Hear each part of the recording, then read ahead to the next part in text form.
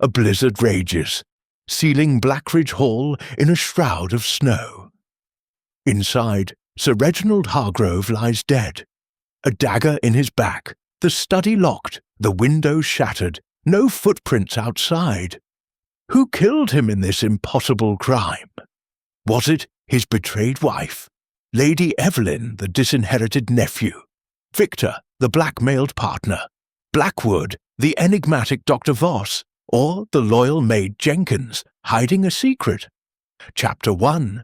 The gathering storm. The wind howled across the desolate moors of Devonshire, like a primordial beast unleashed from the depths of winter's fury, whipping snow into frenzied vortices that blurred the line between earth and sky. It was the winter of 1935, a season of unrelenting bitterness that gripped the English countryside in its icy talons. Hercule Poirot, the diminutive Belgian detective of international renown, whose moustaches were the envy of Europe, and whose little grey cells had unravelled the most intricate enigmas of crime, had accepted an invitation that now seemed, in retrospect, a trifle imprudent. He had departed London amid flurries that promised merely a dusting, bundled in his fur-lined overcoat, his patent leather shoes gleaming despite the slush of the streets. A weekend in the country, Sir Reginald Hargrove had written in his bold, aristocratic hand, to escape the fog and the incessant demands of the city.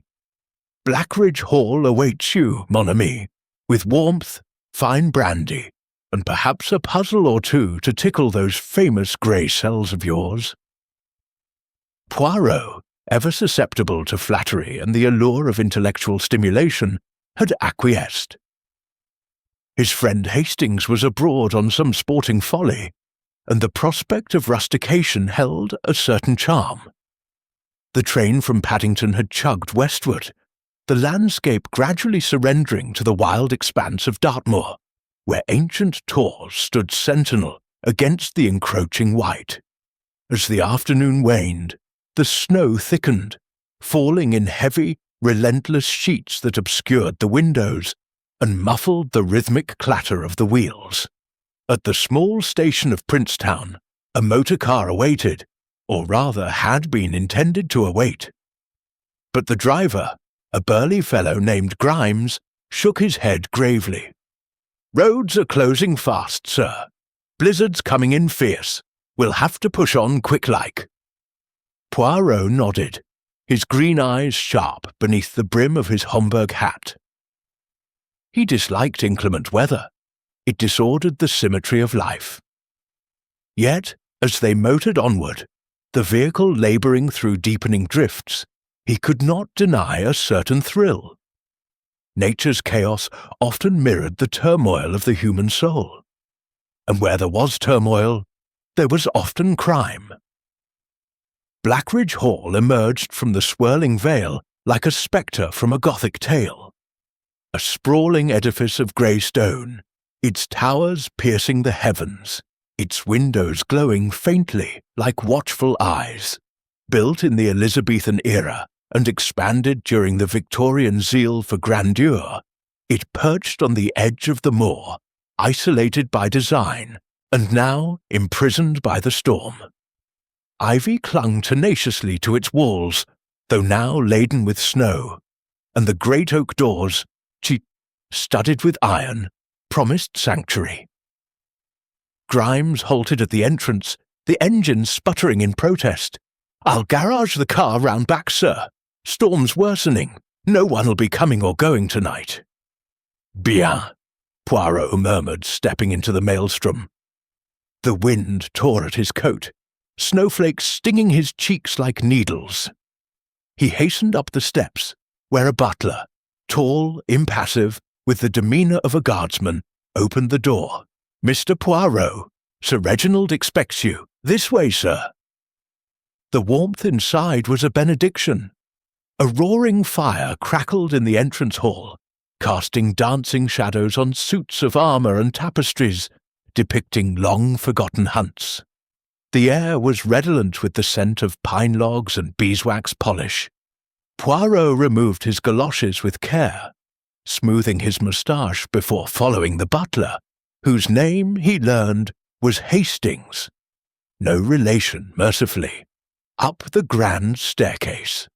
Sir Reginald Hargrove awaited in the drawing-room, a robust man in his late 50s, with a florid complexion and a moustache that rivaled Poirot's own in magnificence, though less meticulously waxed. He rose from a leather armchair, extending a hearty hand. "Poirot! By Jove, you made it! Thought the snow might claim you. Come, warm yourself. Brandy. Enchanté, Sir Reginald. A small cognac, perhaps." Poirot accepted the glass, savouring the amber liquid as he surveyed the room.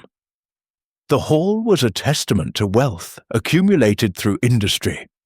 Hargrove had made his fortune in steel during the Great War, supplying the Empire's insatiable maw. Now in peacetime he dabbled in investments, or so the gossip in White's Club implied. The other guests were already assembled, a tableau of forced conviviality amid the gathering storm. Lady Evelyn Hargrove, Sir Reginald's wife, was a vision of elegant fragility. Slender, with porcelain skin and raven hair coiled in the latest fashion.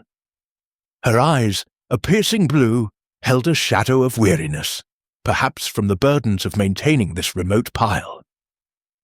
"Mr. Poirot," she greeted, her voice soft as falling snow. "Reginald speaks so highly of your exploits. We are honoured." Poirot bowed gallantly. "Madam, the honour is mine." Next, Victor Hargrove, the nephew, a young man of perhaps 30, handsome in a dissipated way, with tousled hair and eyes that darted restlessly. Heir presumptive, or so Poirot gathered from the undercurrents. "Uncles told us all about you solving that affair on the Orient Express. Dashed clever." "Merci, monsieur, but let us not dwell on the past. The present storm is drama enough." Mr. Thomas Blackwood, Sir Reginald's business partner, was a stark contrast, stern, bespectacled, with a face etched by ledgers and boardroom battles. His handshake was firm, almost challenging.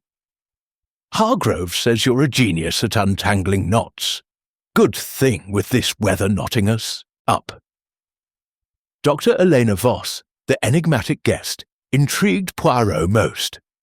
A psychologist from Vienna, exiled perhaps by the shifting politics of Europe, she possessed sharp features and eyes that seemed to dissect the soul. Her accent was melodic, laced with Freudian undertones. "Herr Poirot, I have read your monographs on criminal psychology. We share an interest in the mind's darker recesses." "Indeed, doctor. The criminal mind is a labyrinth, but one I navigate with pleasure." Last, Miss Clara Jenkins, the maid, who unusually joined them briefly to serve canapés.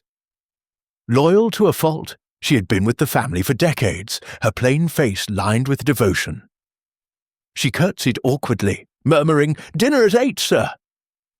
As aperitifs flowed, conversation turned to the storm. Sir Reginald boomed, "Worst in 20 years. Roads impassable, telephone lines down already. We're cut off, by God, like a siege." Victor laughed nervously. "Jolly good fun. Trapped with a detective. Hope no one gets murdered." A hush fell, broken only by the wind's wail. Lady Evelyn paled slightly. Blackwood cleared his throat, and Dr. Voss smiled enigmatically. Poirot's instincts stirred. Tension simmered beneath the politeness. Glances exchanged, words unspoken. Sir Reginald had mentioned a puzzle in his letter. Was this it? Dinner was announced, a sumptuous affair in the oak-panelled dining-room.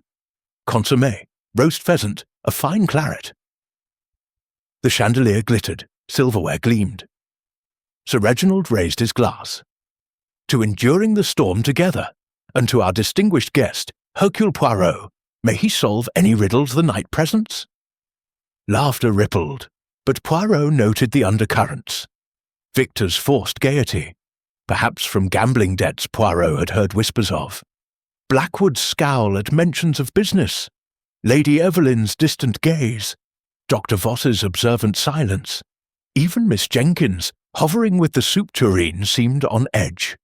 Midway through the main course, as the pheasant was carved, a thunderous crash echoed from upstairs, like glass shattering in a gale, followed by a heavy thud. Sir Reginald bolted upright. What the devil? They rushed en masse to the study on the floor above, a sanctum of books and maps. The door was locked. Victor pounded, then shouldered it open with Blackwood's aid. Inside chaos, the window shattered, snow swirling in on a ferocious gust. And at the desk, Sir Reginald, no, wait, the master of the house was with them. No, this was Sir Reginald, slumped forward, a dagger protruding from his back, blood staining the blotter. But how? He had been at the table moments ago. No, the crash had come during dinner. But Sir Reginald had excused himself briefly after the soup, saying he needed to fetch a document. Confusion reigned. "He's dead!" Lady Evelyn screamed, fainting into Victor's arms. Poirot pushed forward, his voice cutting through the panic. "Do not touch! The door locked from within, the window broken, but look, no footprints in, the snow below, the blizzard rages, escape impossible." The key was in the lock inside. The dagger, an antique from the wall display downstairs. Blackwood stammered. "He was alive at dinner, wasn't he?" Dr. Voss knelt, checking the pulse. "Dead not 10 minutes." Poirot's eyes narrowed. The group had been together, alibis intertwined. Yet the room sealed, the storm a perfect accomplice. As screams echoed and the wind howled mockery, Poirot whispered to himself, "Mon Dieu! A locked room in a blizzard. The killer is among us, trapped with their crime." Chapter 2. The locked study. The wind shrieked outside Blackridge Hall, hurling snow against the shattered window of Sir Reginald Hargrove's study, where the master of the house lay dead, a dagger buried in his back. Hercule Poirot stood motionless at the centre of the chaos, his sharp green eyes scanning the scene with the precision of a watchmaker, assembling a delicate mechanism. The study was a sanctum of Victorian opulence. Oak-panelled walls, shelves heavy with leather-bound tomes, a massive desk of polished mahogany now desecrated by blood and violence. A Persian rug, its intricate patterns marred by a dark crimson pool, stretched beneath Sir Reginald's slumped form. The antique dagger, a Hargrove family heirloom with a hilt of carved ivory, protruded from between his shoulder blades, glinting malevolently in the flickering light of a single oil lamp. Shards of glass from the broken window littered the floor, sparkling like scattered diamonds amid the intruding snow, which drifted in on gusts that stirred the heavy drapes. Poirot's meticulously groomed moustache twitched as he absorbed every detail. The room was cold, the storm's breath invading through the jagged hole, where the window had been. 10 feet below, the snow lay pristine, undisturbed by footprints, an impossibility for an escaping killer, given the blizzard's ferocity. The door, forced open moments ago by Victor Hargrove and Thomas Blackwood, had been locked from within, the heavy iron key still resting in the lock. A paradox, then, a murder in a sealed chamber with no apparent means of entry or exit. "Mon Dieu," Poirot murmured, his Belgian accent softening the edges of his words.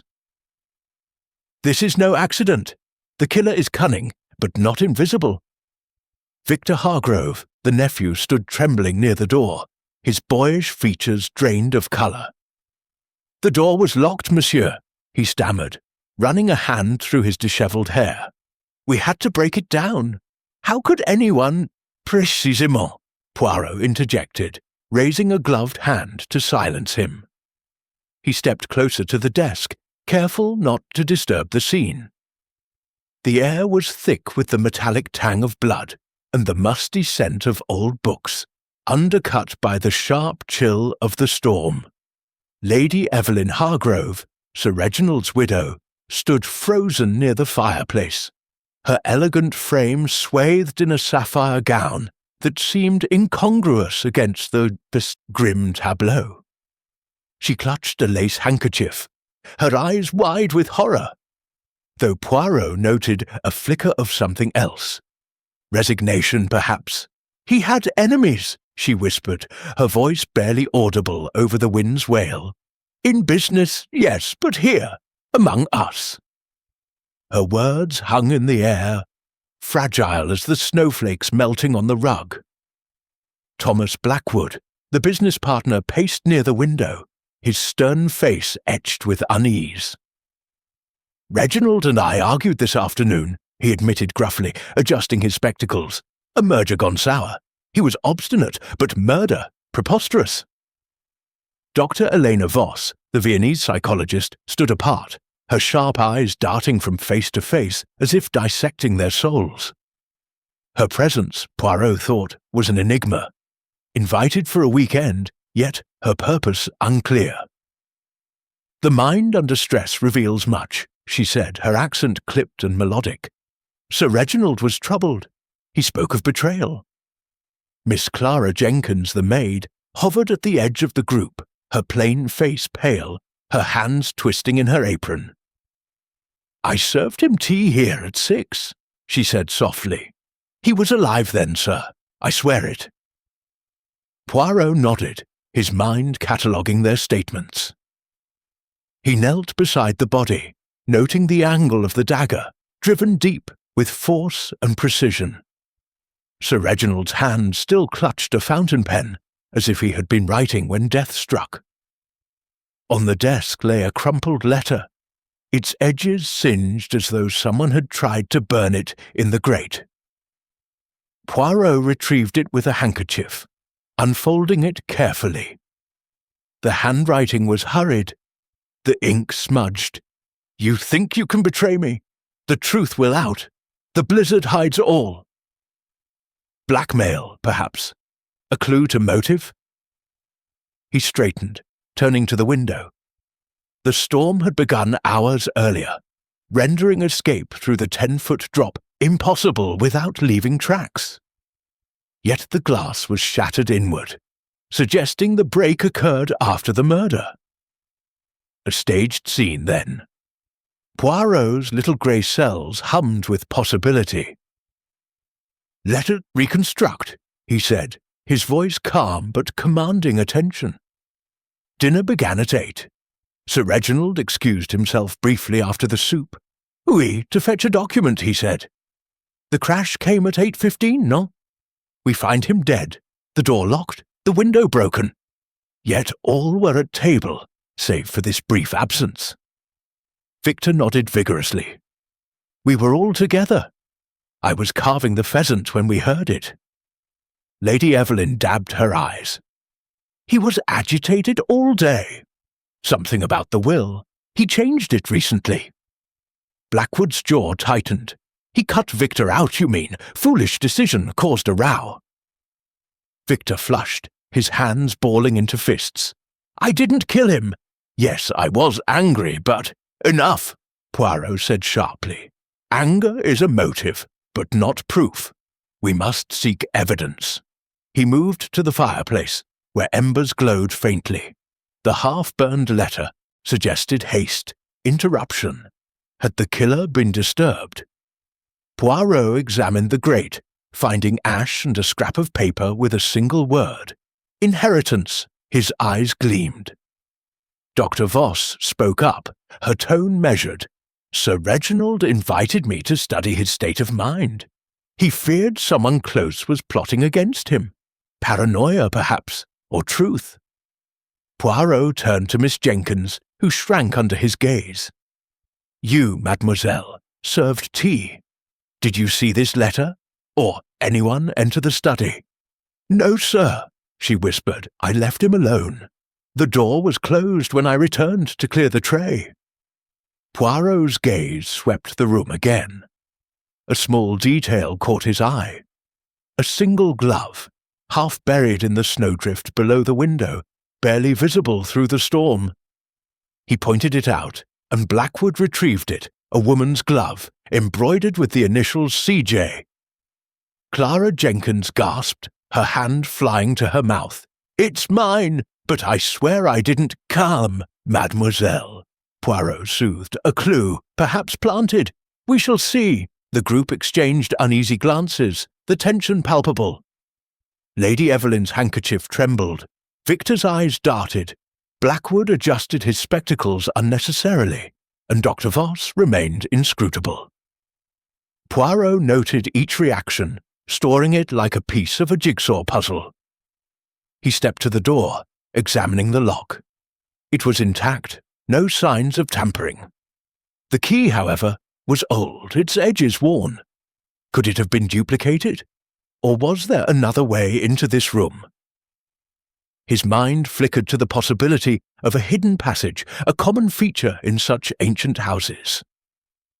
As he pondered, a distant howl pierced the night, not the wind but something primal, animal or human. The group froze, and Lady Evelyn clutched Victor's arm. "What was that?" she whispered. Poirot's lips curved faintly. "The storm plays tricks, or perhaps the killer grows restless. We are trapped, mes amis, but so is the murderer." He dismissed them to their rooms, urging caution. "Lock your doors, and trust no one until morning. The little grey cells, they work even now."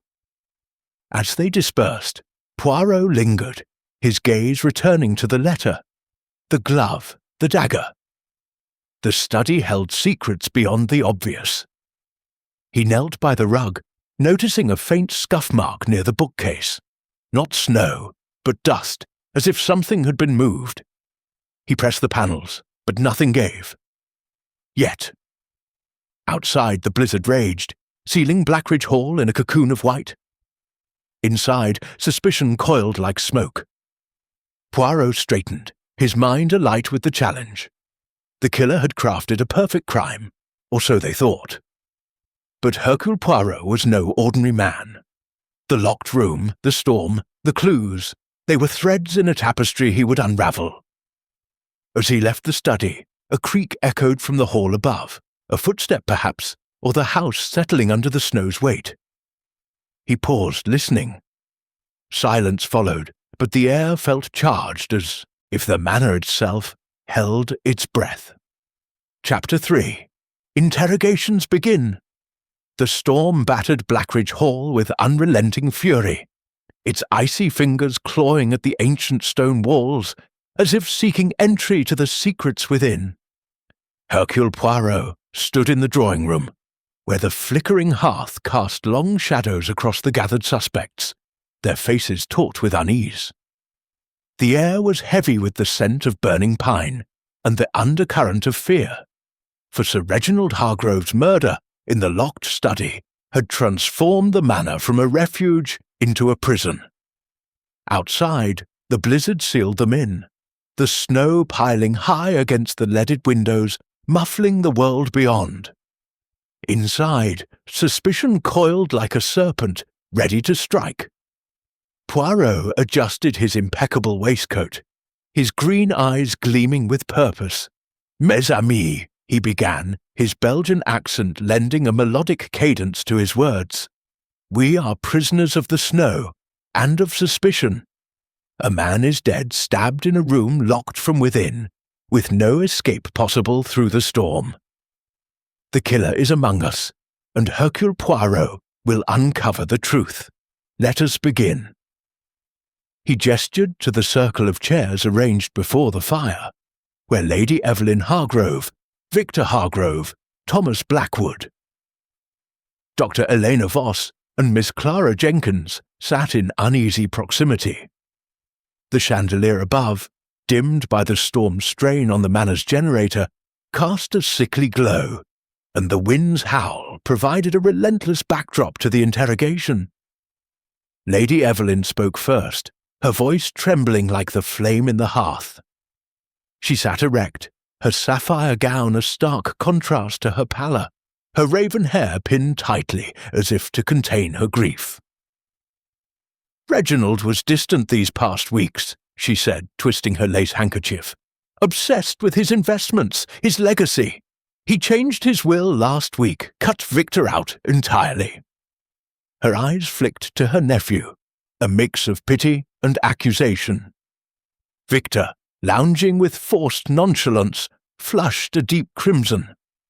His boyish charm was fraying, his hands restless in his lap.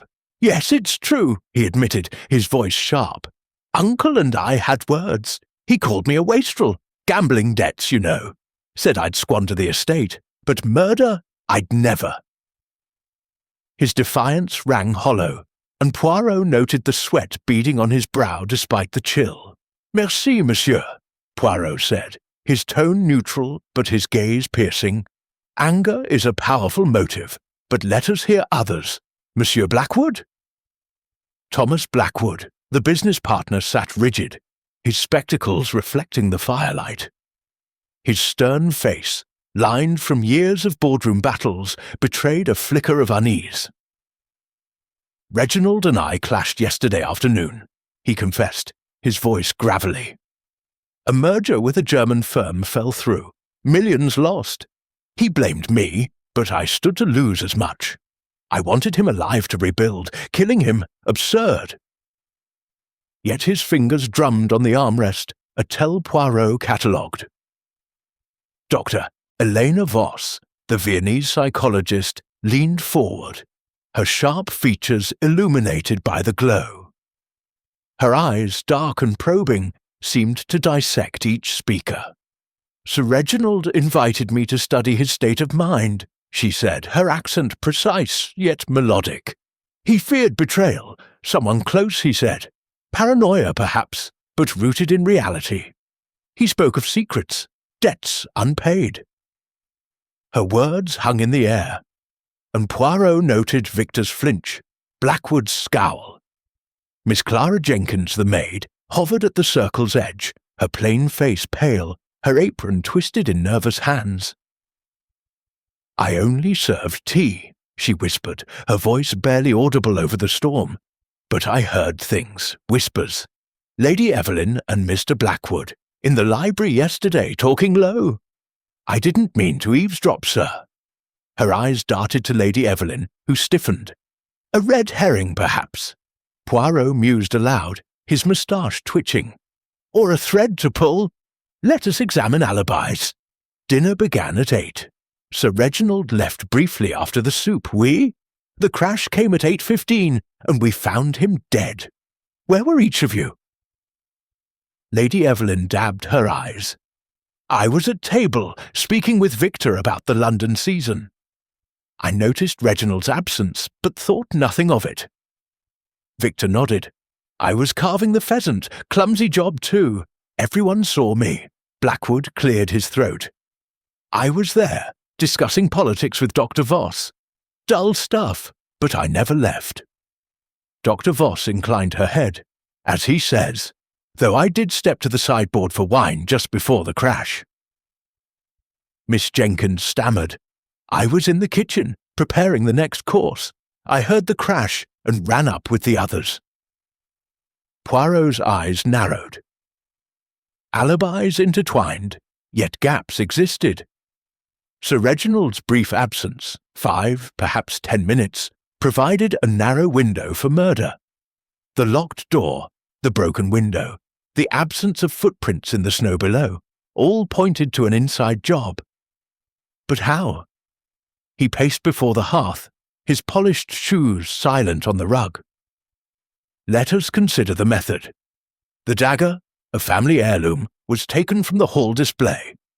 Who had access? All of you. The door was locked, the key inside. The window broken, yet no escape possible. A puzzle, non? Victor interjected. Could it be suicide? Uncle was troubled. Evelyn said so. Lady Evelyn gasped. Impossible! Reginald was stubborn, not despairing. Dr. Voss tilted her head. Psychologically, suicide is plausible under pressure, but the angle of the wound, straight, forceful, suggests another hand. Poirot nodded. Précisément. The wound is not self-inflicted.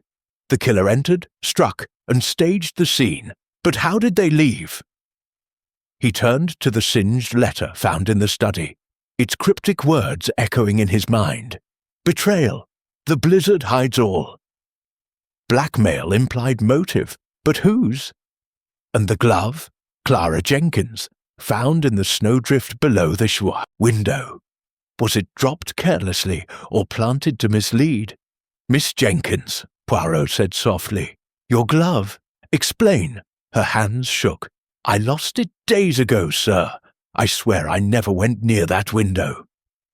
A convenient loss, Blackwood muttered, earning a glare from Lady Evelyn. Poirot raised a hand for silence. We must seek more evidence. The study holds secrets, yet uncovered. As questions deepened, the atmosphere grew taut, each suspect eyeing the others.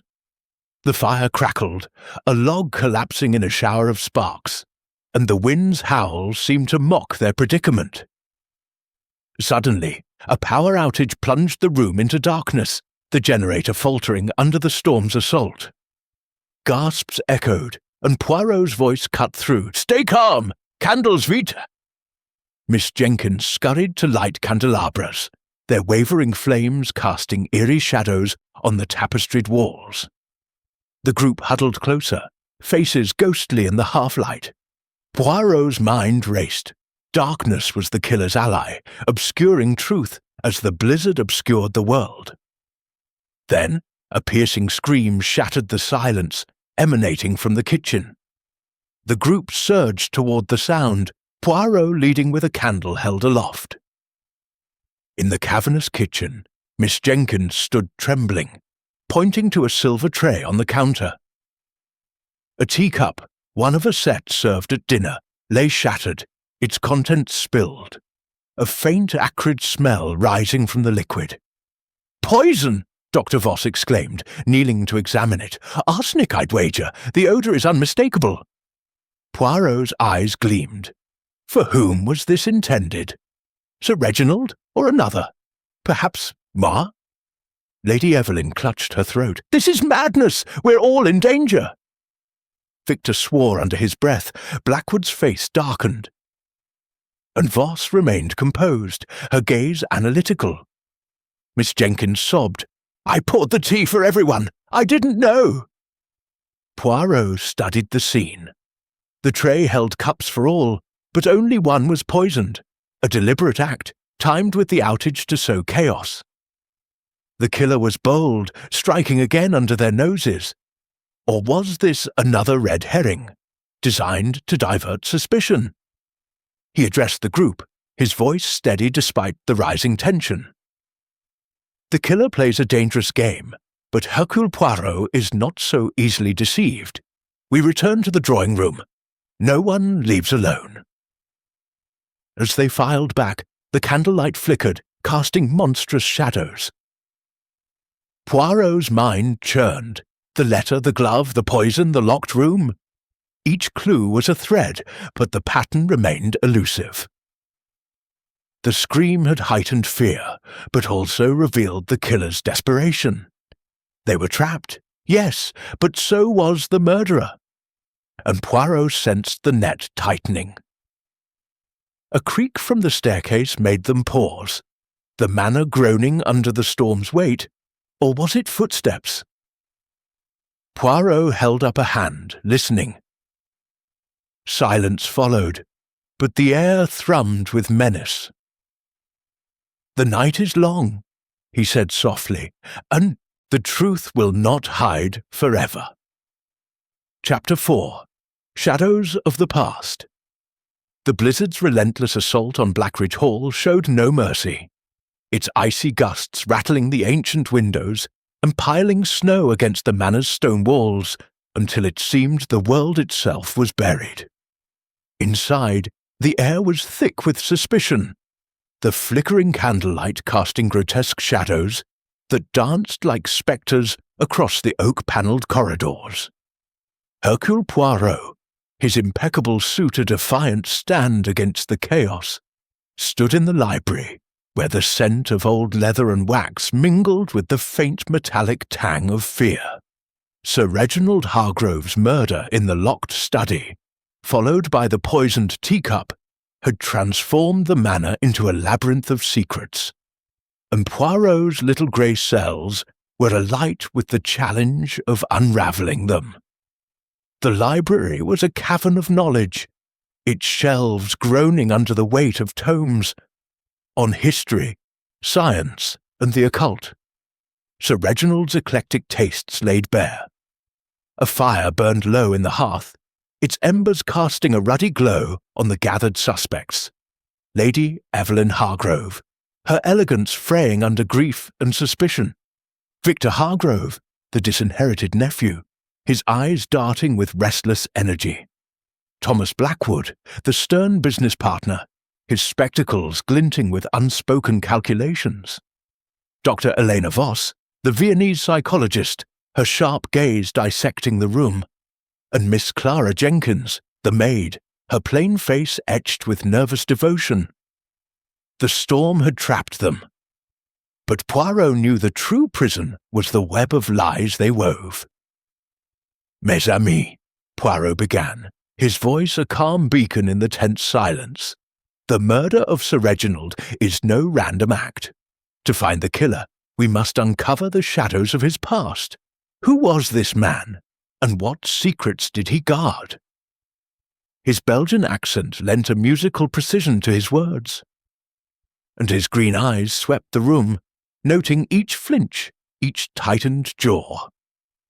Lady Evelyn spoke first, her voice brittle as she clutched her handkerchief. Reginald was a titan of industry, but his wealth came at a cost. During the Great War, he supplied armaments, steel, munitions. There were rumours, profiteering, deals with unsavoury types. She hesitated, her blue eyes clouding. And an affair, long ago, a scandal he buried. Poirot's moustache twitched. "An affair, madame? With whom?" She produced a letter from her reticule, its paper yellowed with age. "I found this in his study last month. It speaks of a woman in France, during the war. A child, perhaps, born out of wedlock." Her gaze flickered to Dr. Voss, who stiffened. "Absurd!"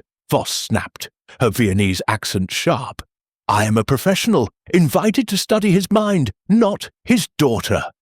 I was in the hall during dinner, alone briefly to fetch my shawl. I saw no one enter the study."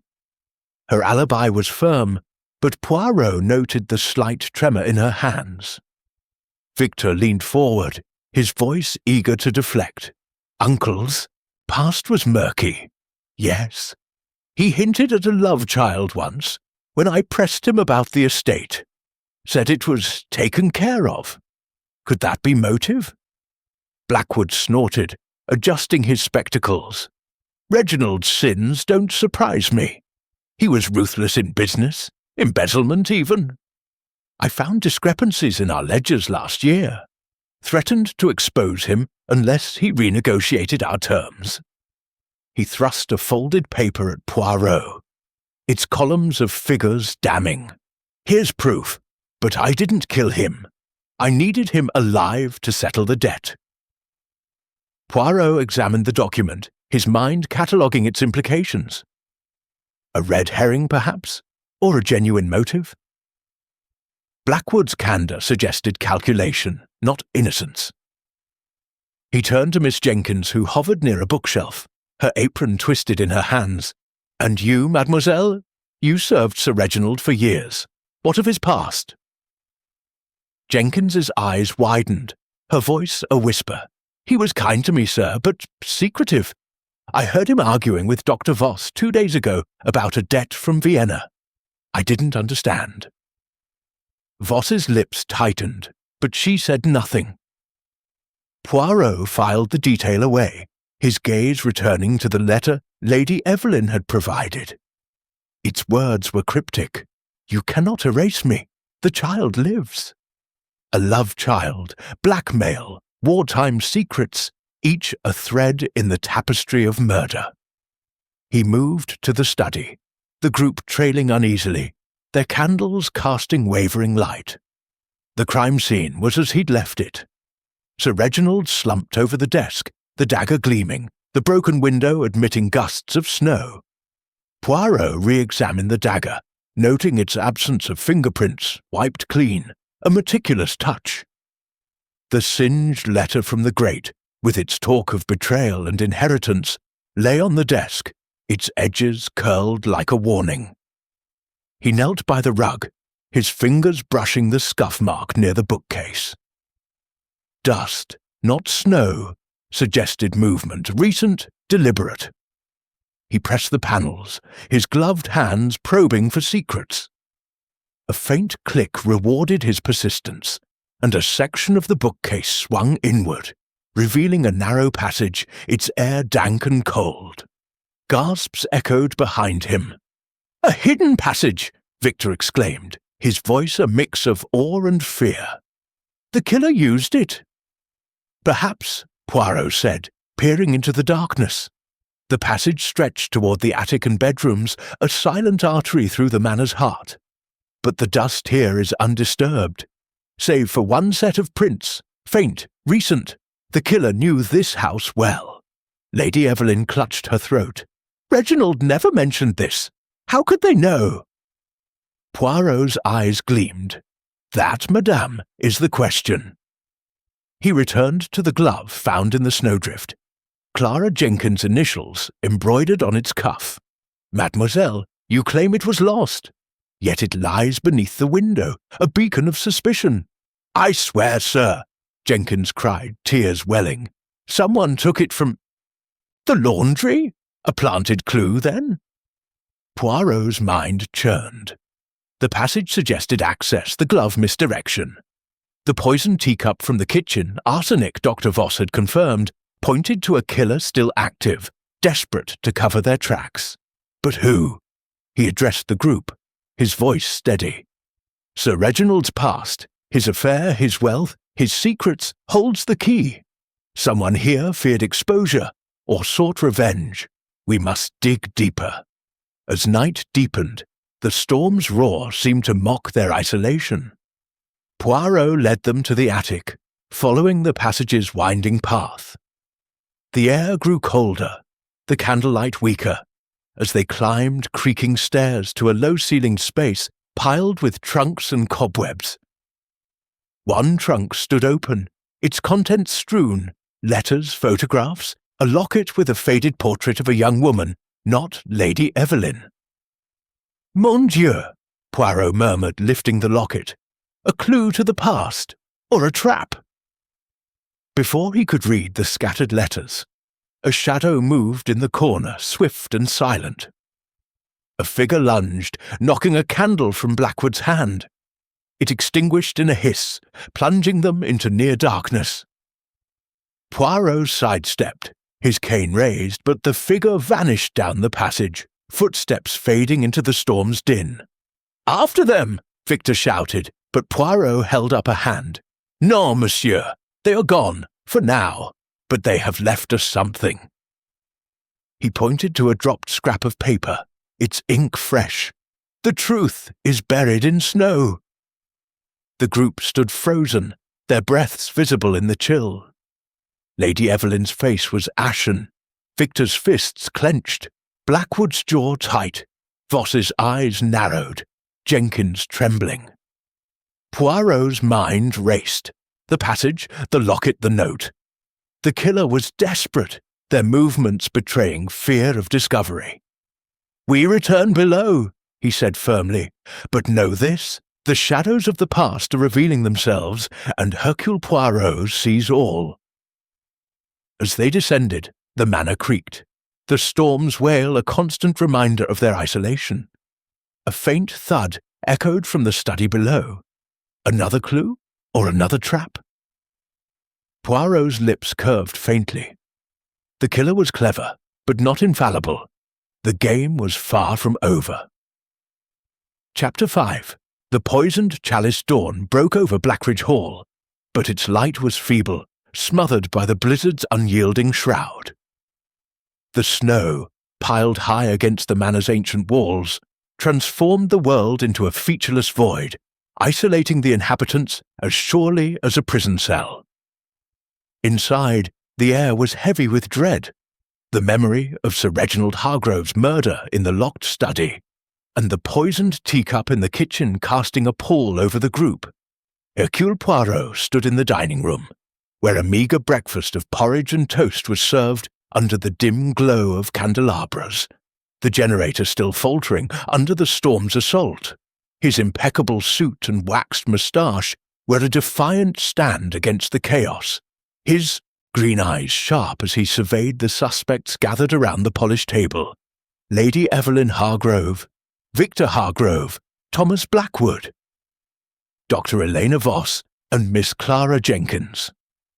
Each face bore the strain of suspicion, their eyes darting, their hands restless. "Mes amis," Poirot began, his Belgian accent cutting through the oppressive silence. "The killer among us grows bold.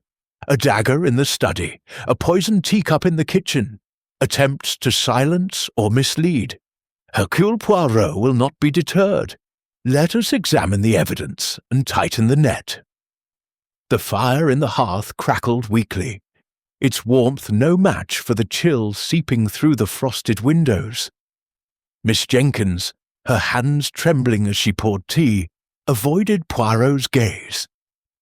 The memory of the arsenic-laced cup from the previous night hung over her like a spectre. Lady Evelyn, her elegance fraying, sipped her tea cautiously, her blue eyes haunted. Victor, slouched in his chair, toyed with a spoon, his boyish charm replaced by a sullen edge. Blackwood, stern and bespectacled, scribbled notes on a napkin, as if calculating his next move.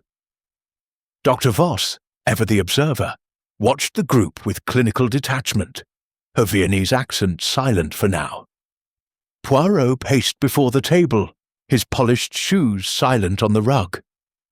The teacup, laced with arsenic, was no accident. Dr. Voss, you identified the poison, oui? Voss nodded, her sharp features illuminated by the candlelight. The odour was unmistakable. Arsenic, a slow but deadly toxin. The cup was on the tray for all, but only one was poisoned. A targeted act perhaps for you, Herr Poirot, to halt your investigation. Poirot's lips curved faintly. A compliment to my grey cells, then. But let us consider. Who had access to the kitchen, and who knew the tray's purpose? Jenkins gasped, her voice a whisper. "I prepared the tea, sir, but I swear I didn't tamper with it. Anyone could have slipped in. The kitchen's near the back stairs." "Indeed," Poirot said, his gaze piercing. "And the arsenic? Where might it be found?" Blackwood cleared his throat. "The cellar, perhaps. Old houses like this, rat poison, cleaning supplies, common enough." Poirot noted the suggestion, filing it away. He turned to the timeline of the murder, reconstructing it with precision. Dinner began at 8. Sir Reginald left at 8:10, claiming to fetch a document. The crash came at 8:15, and we found him dead, the door locked, the window shattered inward. No footprints below, despite the storm. The killer entered and exited. How? The hidden passage, perhaps, discovered in the attic. Victor leaned forward, his voice eager.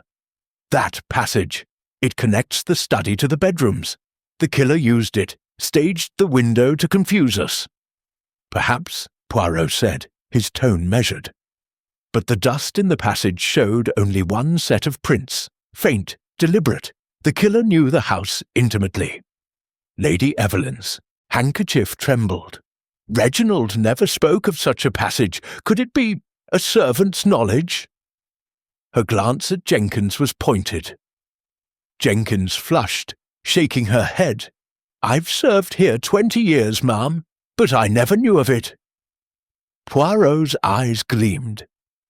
"Let us explore motives further. Monsieur Victor, you were disinherited. A powerful reason to resent Sir Reginald." Victor's jaw tightened. "Yes, he cut me out. Said I'd gamble away the estate. I owed thousands, true, but I didn't kill him. I was at the table, carving that blasted pheasant." Dr. Voss interjected, her voice analytical. "Jealousy poisons the mind as surely as arsenic poisons the body. Victor's debts suggest desperation, a need for funds." Her gaze shifted to Lady Evelyn. "And you, Frau Hargrove, your husband's infidelity revealed in that letter. A motive for revenge?" Lady Evelyn's eyes flashed. "I loved Reginald, despite his faults. Yes, I found letters about a wartime affair, a possible child. I confronted him, but murder? Never." Her alibi wavered. She admitted slipping to the powder room during dinner, unnoticed for a few minutes. Blackwood produced a ledger, slamming it on the table. Reginald was no saint. He embezzled from our firm, millions siphoned off. I threatened to expose him unless he renegotiated our partnership. That's motive, Poirot. But I didn't need to kill him to win. Poirot examined the ledger, its figures corroborating Blackwood's claim.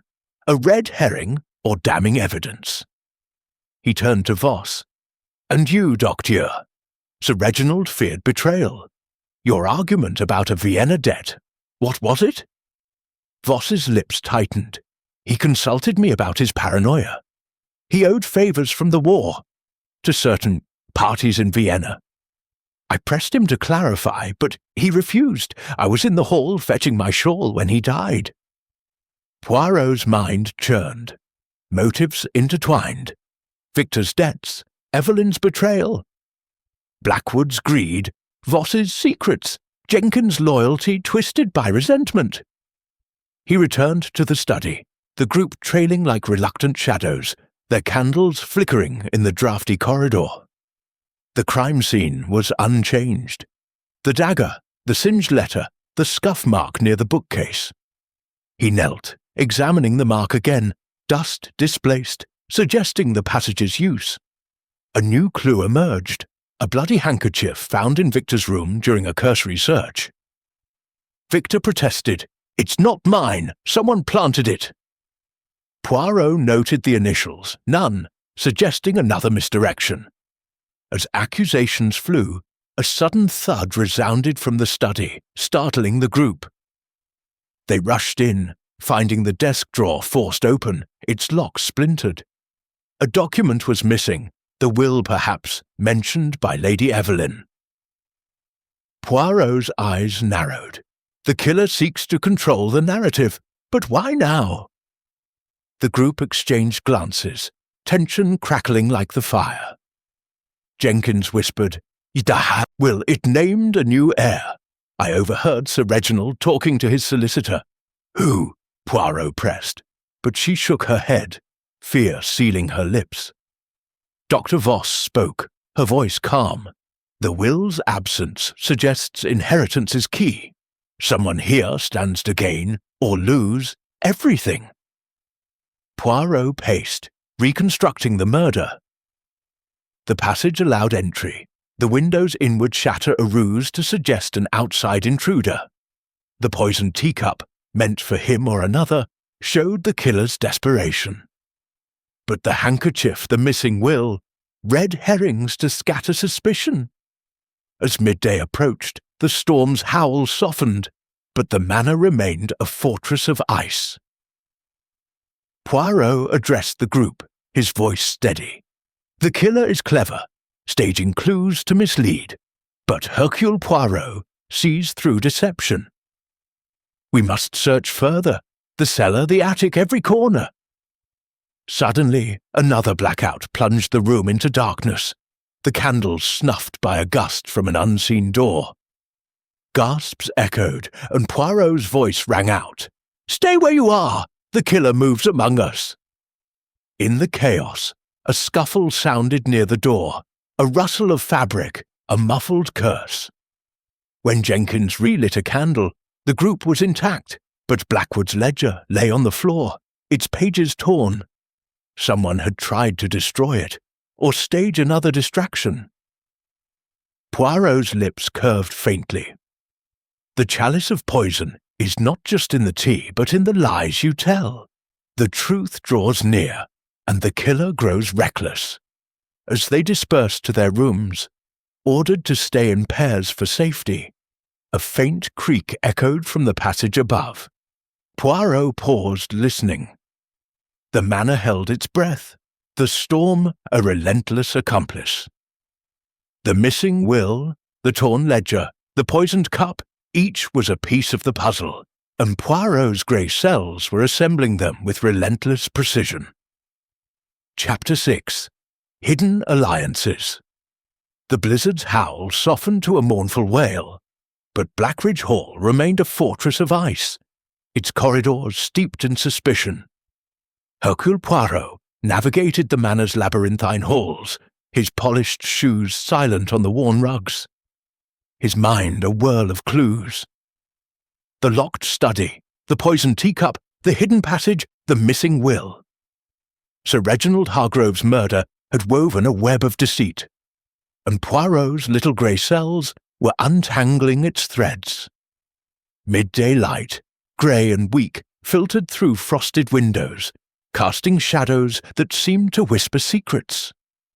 The air was thick with the scent of old wood and wax, undercut by the lingering dread of a killer among them.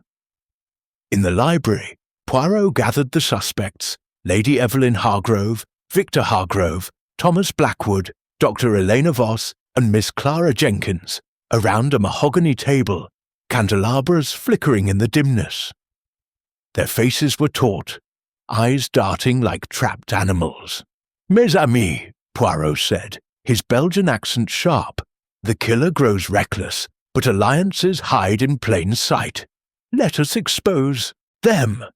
He began with Lady Evelyn, her elegance marred by strain. "Madam, you and Monsieur Blackwood, whispers in the library, overheard by Miss Jenkins.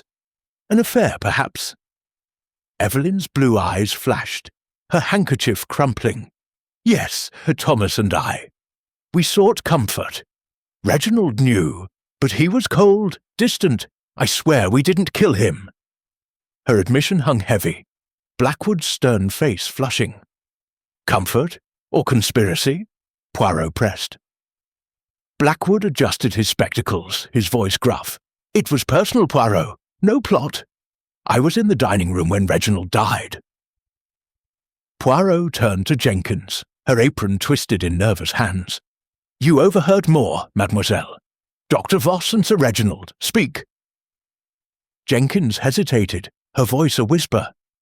2 days ago, in the study, they argued about a debt from Vienna. Dr. Voss said, "You can't bury the past." "I didn't understand, sir." Voss's sharp features tightened, her Viennese accent clipped. "He consulted me about his fears. Betrayal, wartime debts. I pressed for details, but he deflected. I was fetching my shawl during the murder, as I said." Her eyes met Poirot's, unwavering but guarded. Victor, slouched in his chair, seized the moment.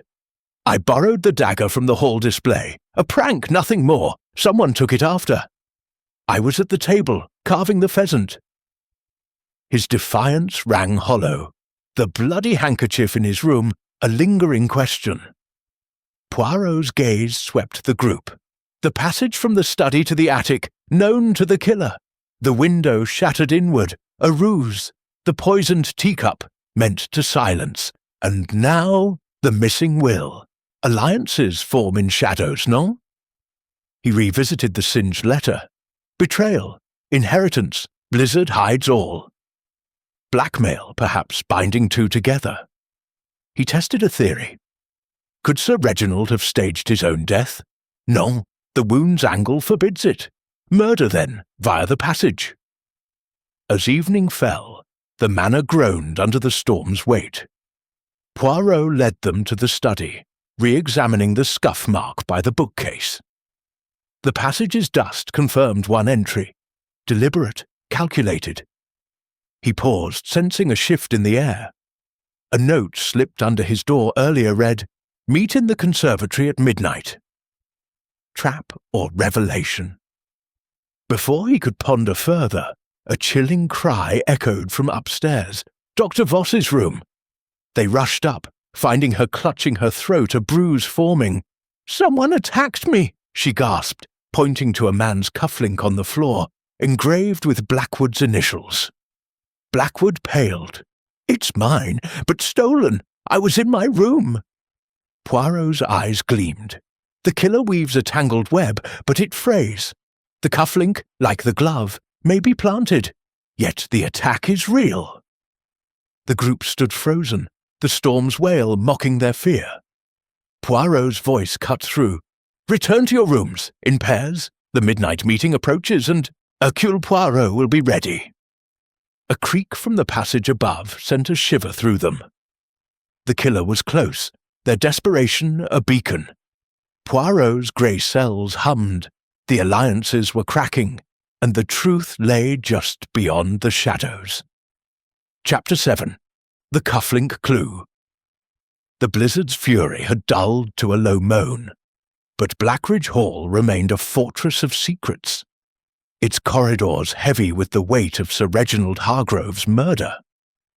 Hercule Poirot stood in the dimly lit drawing-room, where candelabras cast flickering shadows on the tapestried walls. Illuminating the strained faces of the suspects, Lady Evelyn Hargrove, Victor Hargrove, Thomas Blackwood, Dr. Elena Voss, and Miss Clara Jenkins. The air was thick with suspicion, the scent of wax and fear mingling as the storm sealed them in. Dr. Voss's recent attack, marked by a bruised throat and a cufflink bearing Blackwood's initials, had heightened the tension. And Poirot's little grey cells were alight with the challenge. "Mes amis," Poirot said, his Belgian accent sharp. "The killer grows desperate. A dagger, a poisoned teacup, now an attack on Dr. Voss. This cufflink," he held up the silver piece, glinting ominously, "implicates Monsieur Blackwood. Explain." Blackwood, his stern face paling, adjusted his spectacles.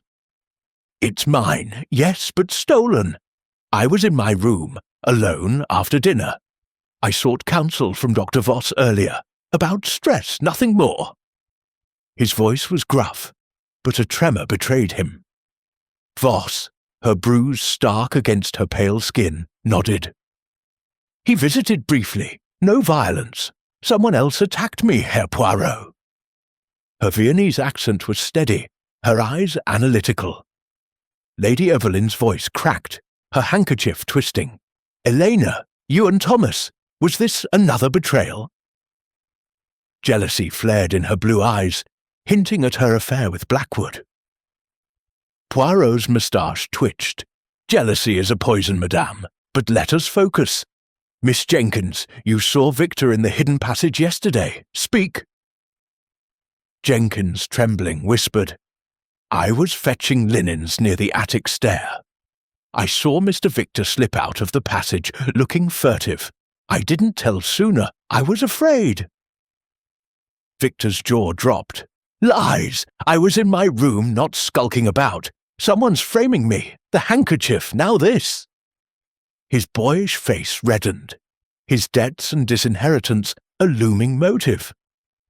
Poirot paced, the rug muffling his steps. The passage connects study, attic, bedrooms. Dust showed one entry, deliberate.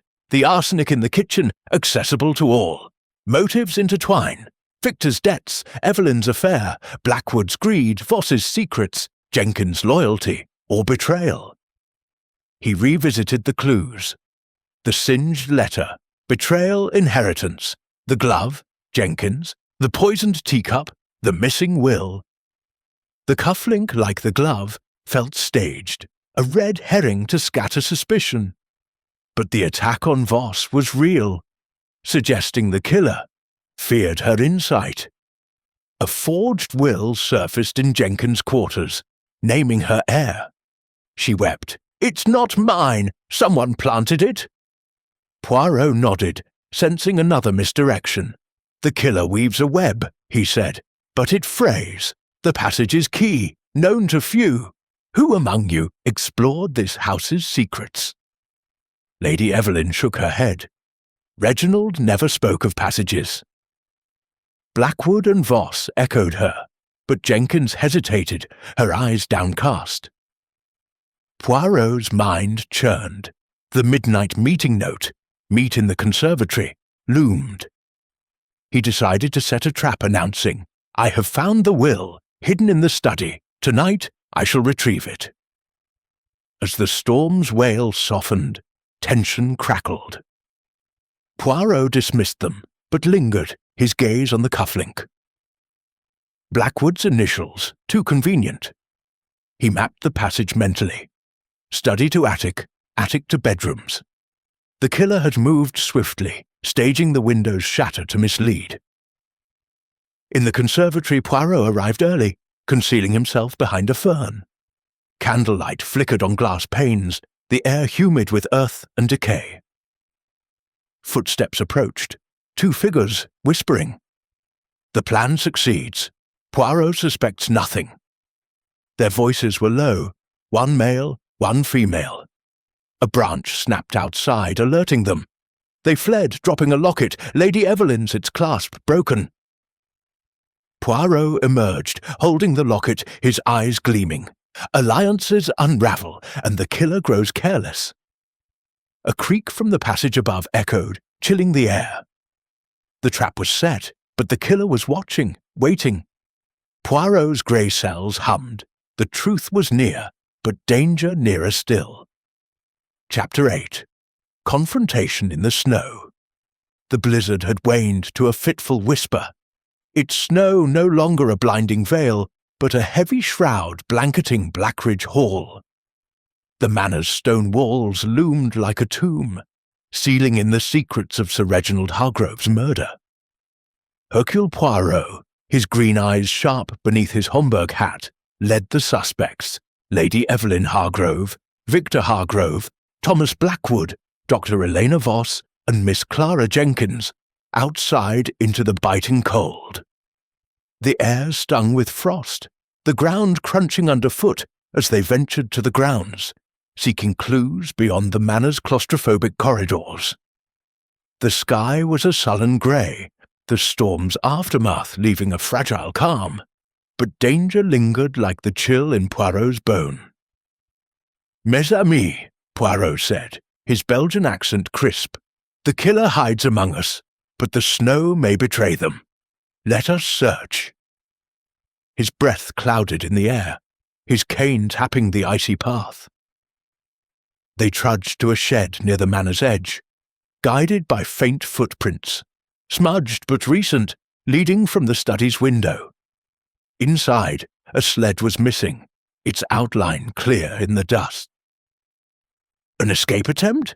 Victor asked, his voice tight, his gambling debts a shadow over his innocence.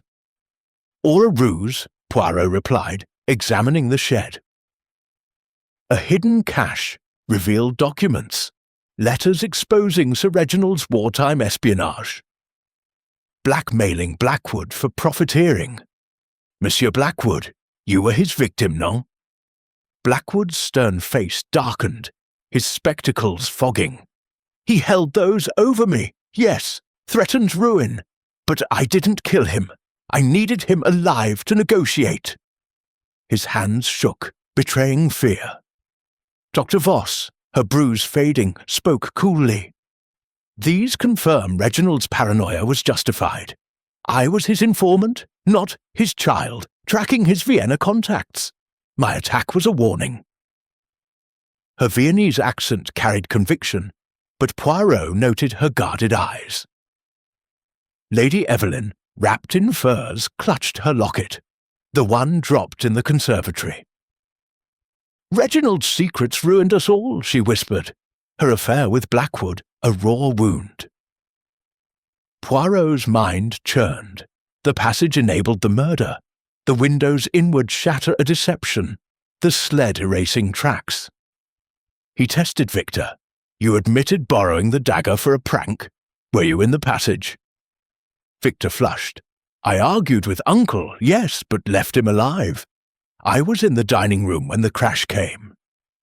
His alibi held, but his desperation was palpable. Back inside, the manor's warmth was a stark contrast to the snow's bite. Poirot gathered them in the hall, where candles flickered on ancestral portraits. Jenkins, trembling, whispered, "I saw something odd. Mr. Blackwood near the cellar last night, after the teacup." Blackwood bristled. "Nonsense! I was checking the generator." Before Poirot could press, a scream echoed from the cellar. They rushed down, finding Jenkins bound, gagged, her eyes wide with terror. "He attacked me!" she gasped, pointing at Blackwood. Poirot's eyes narrowed. "Yet you are unharmed, mademoiselle. A performance, perhaps." Jenkins sobbed, insisting her fear was real. He set a trap, announcing, "The will is hidden in the study safe. I shall retrieve it tonight." His voice was calm, but his grey cells were alert. In the study, he waited in shadows, the dagger still in Sir Reginald's back, the singed letter a silent clue. Footsteps approached, Victor reaching for the safe. A struggle ensued, but a second shadow struck, a candlestick raised. Poirot dodged, the figure fleeing as another blackout plunged the room into darkness. Silence followed, broken only by the storm's faint moan. Poirot lit a candle, revealing Victor slumped, dazed but alive. The safe was untouched, but a scrap of paper lay on the floor. "The snow buries all." Poirot's lips curved. The killer strikes again, but clumsily. The locket, the cufflink, the will, all point to a desperate alliance. A creak from the passage above sent a chill through the air. The trap had sprung, but the killer remained elusive, their shadow lurking just beyond reach. Chapter 9. The gathering of suspects. The blizzard's last gasps whispered against Blackridge Hall. The snow, a heavy shroud, over the moor, sealing the manor in a cocoon of secrets. Inside, the drawing-room was a crucible of tension, its candelabras casting wavering light on the oak-panelled walls, where ancestral portraits seemed to judge the living. Hercule Poirot stood at the centre, his impeccable suit and waxed moustache, a beacon of order amid chaos. Sir Reginald Hargrove's murder, the poisoned teacup, the attack on Dr. Voss, and the failed trap in the study had woven a tangled web, but Poirot's little grey cells were poised to unravel it. The suspects, Lady Evelyn Hargrove, Victor Hargrove, Thomas Blackwood, Dr. Elena Voss, and Miss Clara Jenkins, sat in a tense circle, their faces etched with fear and suspicion. "Mes amis," Poirot began, his Belgian accent sharp. "The blizzard conceals, but truth emerges. Sir Reginald was murdered by one driven by greed and fear. The killer is here, and Hercule Poirot will name them." The fire crackled, its glow illuminating strained expressions. Lady Evelyn clutched her locket, her affair with Blackwood a raw wound. Victor, his boyish face taut, gripped his chair, his debts a looming motive. Blackwood, stern behind his spectacles, shifted uneasily, his wartime blackmail exposed. Voss, her bruise fading, watched with clinical calm, her Vienna secrets murky. Jenkins, the maid, twisted her apron, her attack in the cellar suspect. Poirot paced, his cane tapping softly. The clues: a locked study, a shattered window, a hidden passage, a poisoned teacup, a cufflink, a locket, a missing will. Red herrings abound. The handkerchief in Victor's room, planted. The cufflink at Voss's attack, stolen. The forged will in Jenkins' quarters, a deception. He paused, letting the silence weigh heavy. The passage is key. Dust disturbed once, leading from study to attic. The killer entered, stabbed Sir Reginald, locked the door, and exited via the passage. The window, broken inward, was staged, no footprints below. A sled erased tracks, returned via the back door during our chaos. Lady Evelyn gasped. "But who knew the passage?" "Précisément," Poirot said, his eyes gleaming. "Someone intimate with this house. Let us examine motives. Victor, disinherited, craved funds. Evelyn, betrayed by Reginald's affair, sought freedom. Blackwood, blackmailed for wartime profiteering, faced ruin. Voss, tied to Vienna debts, feared exposure. Jenkins, loyal, yet perhaps hiding more. Jenkins whimpered. "I served him faithfully, sir." Poirot raised a hand. "The teacup's arsenic, meant for me or another, shows desperation. The attack on Voss, to silence her insight. The locket, dropped in the conservatory, ties Lady Evelyn to a conspiracy." He held up the locket, its clasp glinting. Evelyn paled. "I was there, yes, but only to meet Thomas. We planned to leave after the will was settled, not to kill." Blackwood nodded, his voice gruff. "We wanted freedom, not murder. Reginald's death complicates everything." Poirot's gaze shifted to Voss. "Your Vienna debt? A cover for informing on Reginald's espionage?" Voss nodded. "He feared my knowledge, but I sought only to help." Poirot turned to the timeline. Dinner at 8. Reginald left at 8:10. Crash it at 8:15. The killer moved swiftly, using the passage. The will's absence suggests inheritance drives this crime. A theory crystallized. Could Jenkins be more than a maid? A secret daughter? Denied her due? Jenkins sobbed, shaking her head, but Poirot's eyes lingered. He set his final trap. "The will is in the safe," I said, a lie to draw the killer. Victor reached for it, but another struck. "To conspire, perhaps, but one hand wields the dagger." Tension snapped like a taut wire.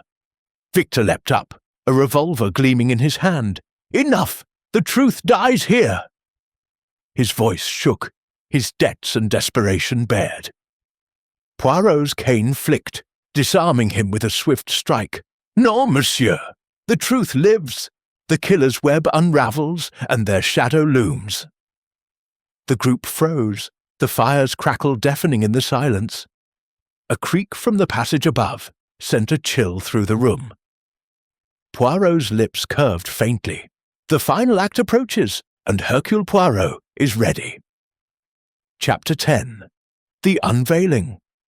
The drawing-room of Blackridge Hall was a crucible of flickering candlelight, the storm's final whispers fading beyond the frosted windows. Hercule Poirot stood at its centre, his impeccable suit and waxed moustache, a testament to order amid the chaos of Sir Reginald Hargrove's murder. The suspects, Lady Evelyn Hargrove, Victor Hargrove, Thomas Blackwood, Dr. Elena Voss, and Miss Clara Jenkins, sat frozen, their faces pale as Victor's revolver clattered to the floor, disarmed by Poirot's swift cane strike. The air was thick with the scent of wax and fear, the fire's crackle punctuating the silence. A creak from the hidden passage above hung like a warning, but Poirot's green eyes gleamed with certainty. The web of deceit was unravelling, and the truth stood ready to emerge. "Mes amis," Poirot began, his Belgian accent sharp and commanding. "The killer's desperation betrays them. A locked study, a shattered window, a poisoned teacup, a staged attack, planted clues, all designed to mislead. But Hercule Poirot sees through the fog. The murderer is Miss Clara Jenkins." Gasps erupted, Jenkins' plain face crumpling as she clutched her apron. "No, sir, I served him faithfully." Her voice broke, but Poirot raised a hand, his gaze unyielding. "Attend, s'il vous plaît," he said, pacing before the hearth. "The clues tell the tale. Sir Reginald was stabbed in his study, the door locked, the window broken inward, no footprints below. The hidden passage, known to few, was the key. Dust showed one entry deliberate by someone intimate with this house. The sled erased tracks, returned via the back door during our gale. Chaos. The killer is cunning, but not infallible." He turned to Jenkins, his voice softening but firm. "You, mademoiselle, are no mere maid. You are Sir Reginald's illegitimate daughter, born of his wartime affair, denied inheritance. Your motive? Revenge for abandonment." Jenkins sobbed, shaking her head, but Poirot pressed on. "The evidence, your glove in the snow, not lost but dropped to mislead.